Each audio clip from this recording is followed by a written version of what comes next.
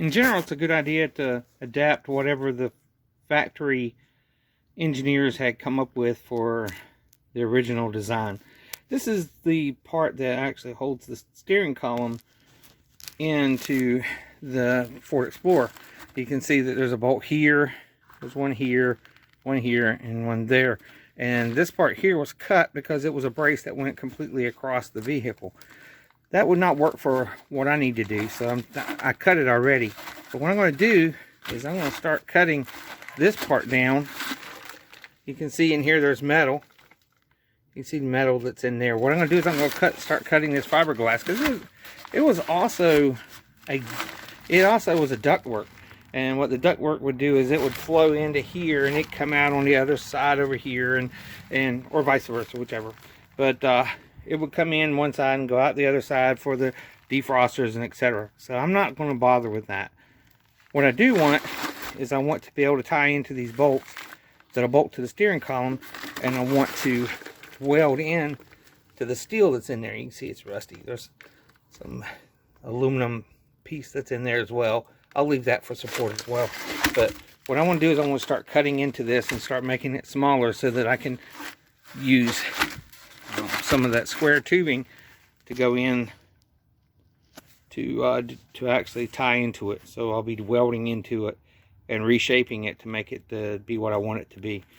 This piece here won't be needed at all. So I'll start cutting on it and see how it turns out.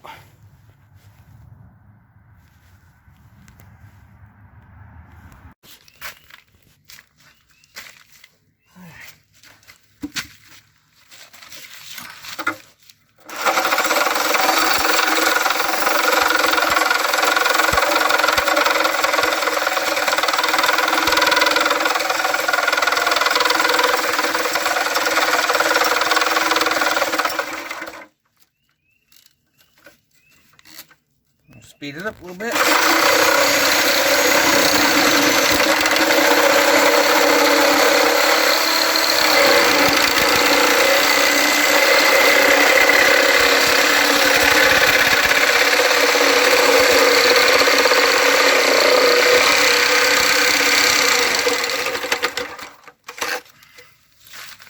Okay, cut it this way.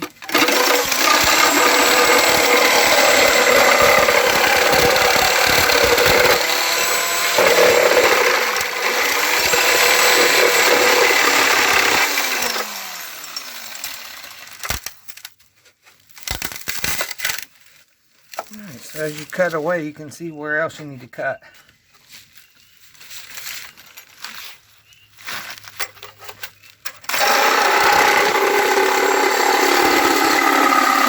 You're basically looking to see where the fiberglass is, and start cut all the fiberglass off.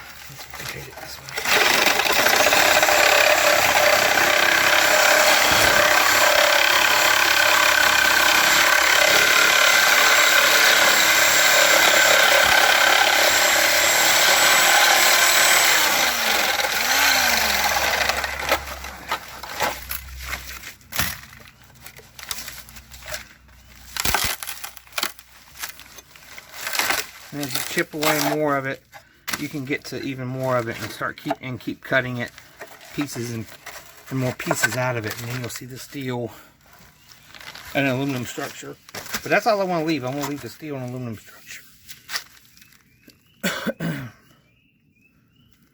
All right. And on this one.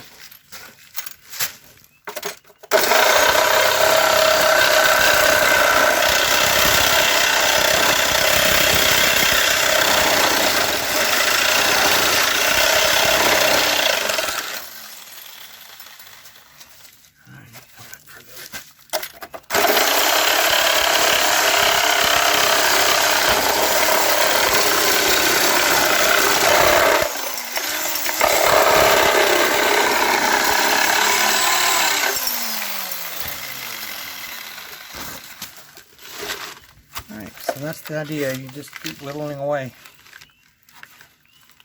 Alright, we'll rejoin it after I've got a lot of this cut off. It's a little hard to, I need a helping hand actually to help me hold it. I don't have a big bench vise. Using a Sawzall and with a coarse blade on it and a pry bar, able to break all of the pieces of fiberglass away from the assembly. So as you can see, turn it around, you can see this side, you can see it's got the aluminum bracket, the cast aluminum bracket, and it's bolted to the steel frame. And we don't have the proper the E torques. Mine only go down to 10,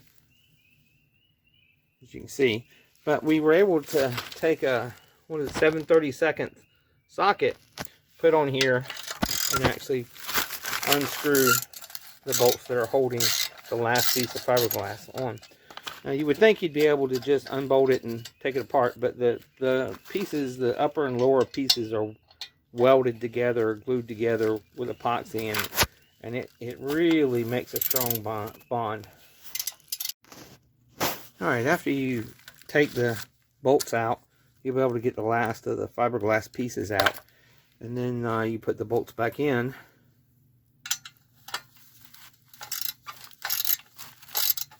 Now, one thing, you might have to heat the bolts up. You might have to use WD-40. They're pretty tight, so you also might have to use the vice grip technique, but just be careful not to strip the threads. What we end up having to do on 2 of them is use the vice grips and the socket at the same time, though. And we're able to get them all out and all back in again. So I think this is something that we'll be able to weld to, add structure to, because you do have steel here. We'll leave the aluminum brace still in it, because the aluminum brace is actually going to tie to the firewall right in this area right here. I might actually have to weld in some washers or something so to give it something to attach to, but that's better than this, because you really don't want this to be open like this, because it would be very easy for it to move around.